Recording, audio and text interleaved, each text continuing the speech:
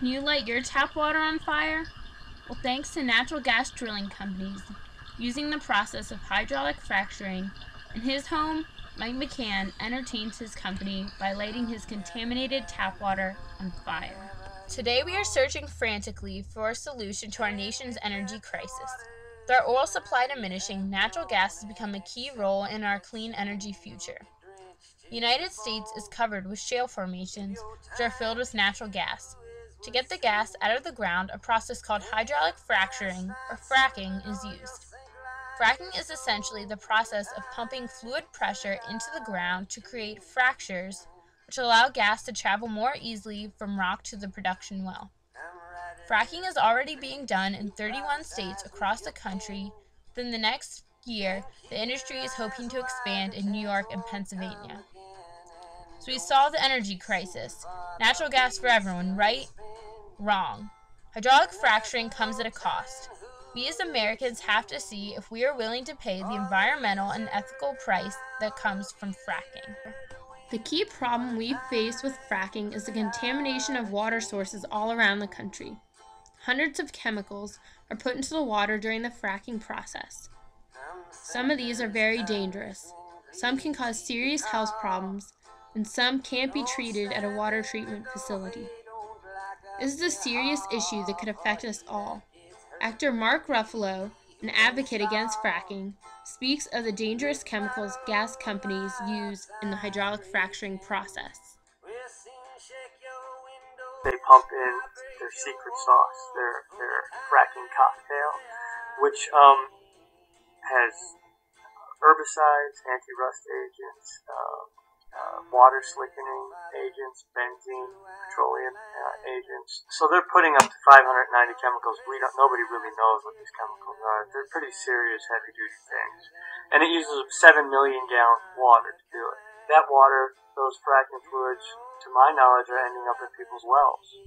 Methane gas is ending up in people's wells. One of the places where the concentration of this gas is supposed to be happens to be right along the Delaware River, which is a place where about 12 million people get fresh drinking water. So if we know what's polluting the water, why don't the gas companies stop drilling or use a safer procedure to drill the natural gas? Well, they deny the fact that the contamination is a result of fracking. They reap the benefits while everyday people suffer. Laura Amos, a landowner whose water was contaminated with fracking fluids, is paying the dangerous price to the gas company's benefit. The Colorado Oil and Gas Conservation Commission tested the water well and found methane, but said it was safe. But they warned the Amoses to keep a window open so the methane gas wouldn't build up and cause an explosion in their home. The Amoses stopped drinking the water. Laura Amos can't drink her own well water anymore.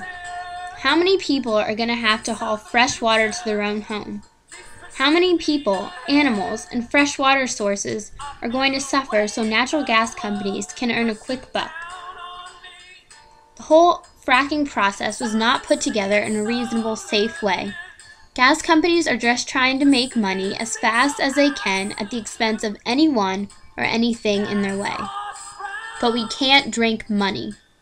The chemicals used in fracking need to be altered, and safer procedures need to be put into effect if a safer way to drill natural gas can't be found. You might be thinking, why should I care? It isn't affecting me. It's creating jobs and an alternate form of energy. Well, this issue is affecting more than a few people. As the fracking industry continues to grow, everyone will be affected. The Marcellus Shale region, mainly in Pennsylvania, is the next big fracking zone. Your land could be next. If your land isn't directly affected, the water you drink may be. The food you eat might be fertilized with sludge laced with chemicals from natural gas drilling. This issue affects all of us and will only continue to grow worse if something isn't done. So what can you do? Contact your local representative and speak out against fracking. Tell your friends, colleagues, neighbors about the dangers of hydraulic fracturing. Show them the documentary Gasland to see real people who suffer as a result of their water being contaminated. You don't want to be next. Do your part to prevent fracking in your state, and remember to ask, what's in your water?